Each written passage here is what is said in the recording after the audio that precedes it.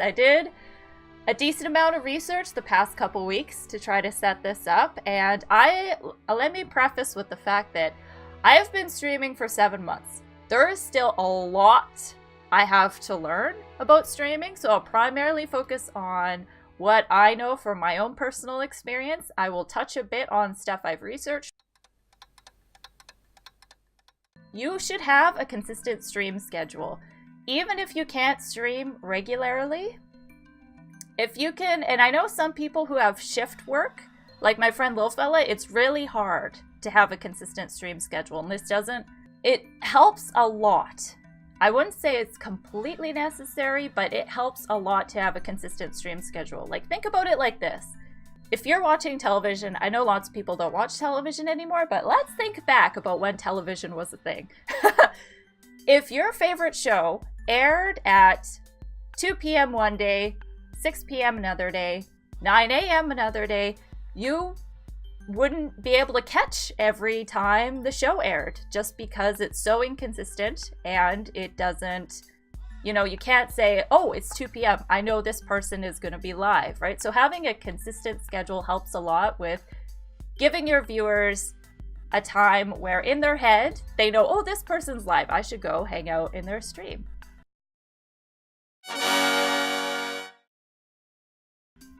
So stream undersaturated but not dead games and genres you enjoy. So this one is helpful if you want your stream to grow. If you want to get more viewers into your stream, add to your community.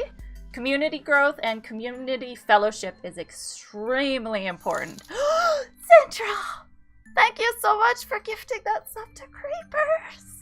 I appreciate that so much. Oh, all the book joy in chat for Sintra. Thank you so much for your support, my dear friend.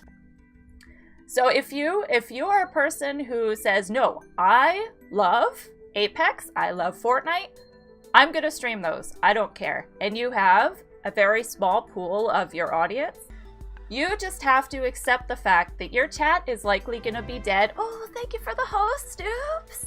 Your chat will likely be dead for a very long time, And if you have a bunch of followers already, and those people are interested in FPS shooter games and stuff like that, you might be able to grow, but think about it this way. When you are looking at a game on Twitch, if you go look at a game and you can see it takes you forever to scroll to get down to even 20 viewers, if even 15 or 20 viewers, it is unlikely people are going to scroll that long just to click on your stream.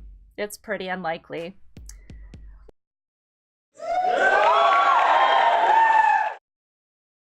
And what you want to focus on is maximum interactivity with your chat. So when people pop into your chat for the first time and say something in chat, try to be interactive with them. If you're playing a particular game, ask them stuff about that game. If it's a survival game, you can ask them what their favorite map is, what bosses they like to defeat the best, whatever you can think of about the game to first get the conversation going. You can also ask other questions, trying to get to know the person a little better. And if you have 0 viewers and 0 chatters, that is one of the most difficult hurdles when you first start streaming, because you feel like you're talking into a void. But it is extremely important that you keep interacting as much as possible. Make sure you're glancing into your webcam. You don't need to stare into it the way I'm staring into mine right now, but keeping a conversation going with yourself about the game. If it's difficult for you to do, start just verbalizing your thoughts as you're moving through the game. You can also have chat mini games that you have set up in your chat for people to play, like we have the boss fight.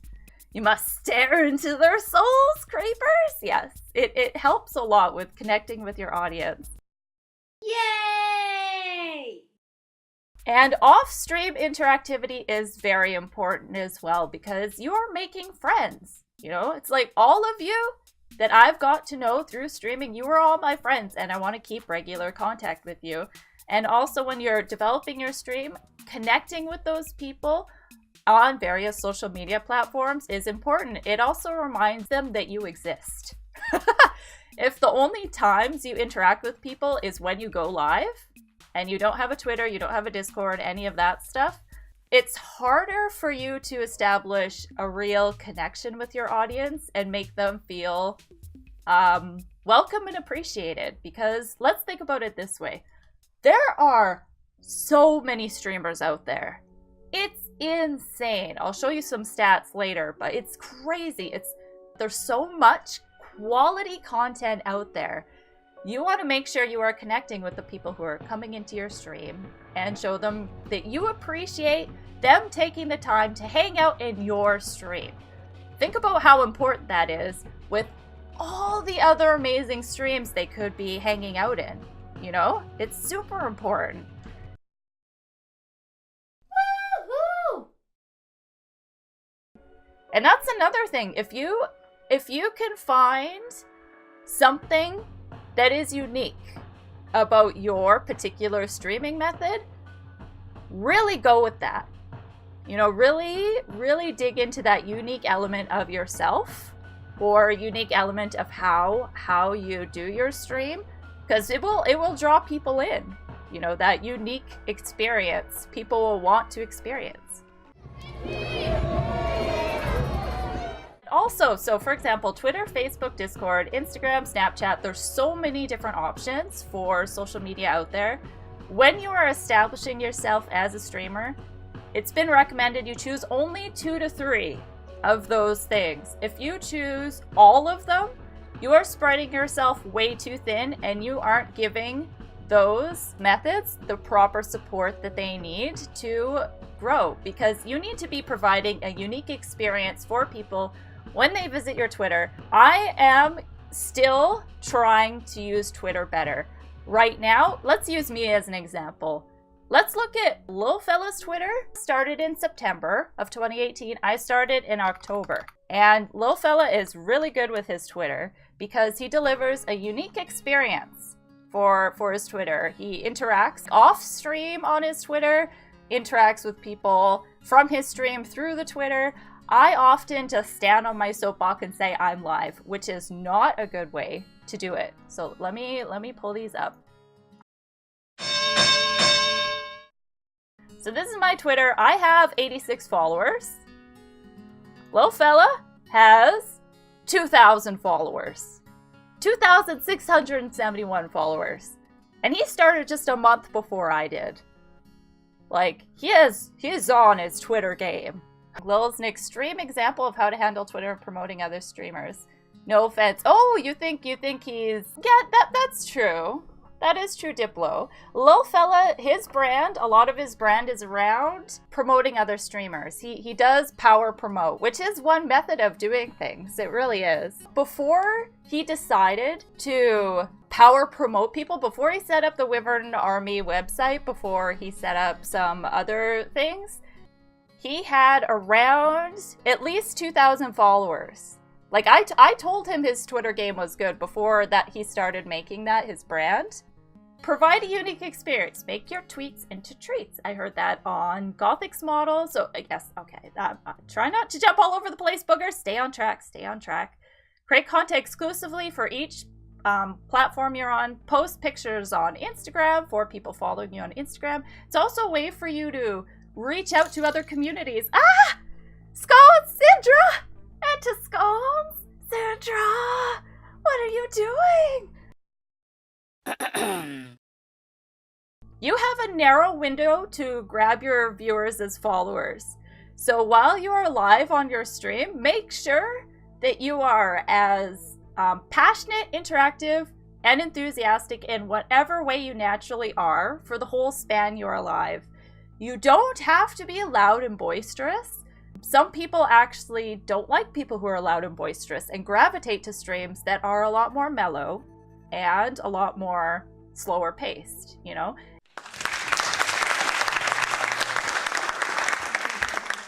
Just be your authentic self, cranked up as much as possible. And if you're first starting streaming out for the first time right now, like if you are entering the stream right now and you think to yourself, I want to start streaming today, you are going to have a learning curve, and you don't have to do all of the power promoting your stream everywhere right at the very beginning when you are trying to get your feet out from under you.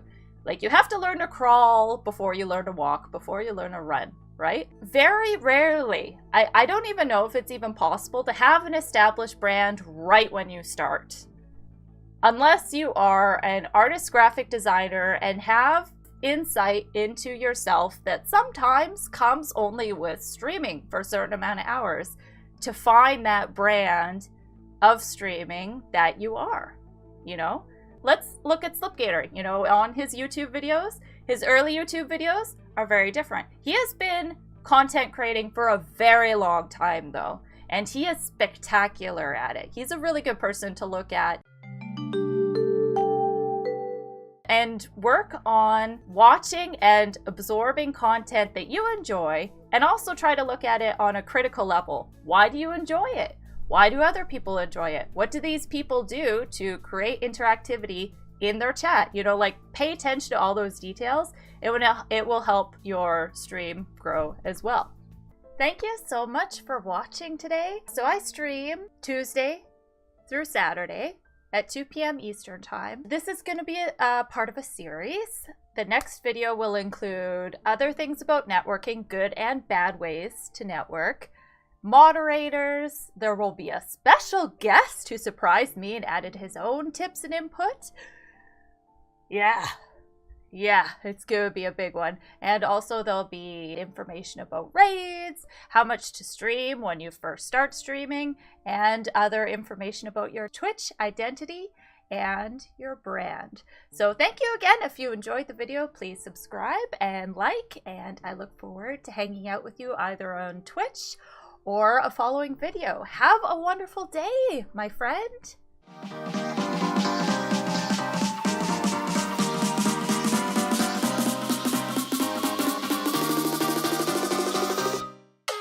It's delicious.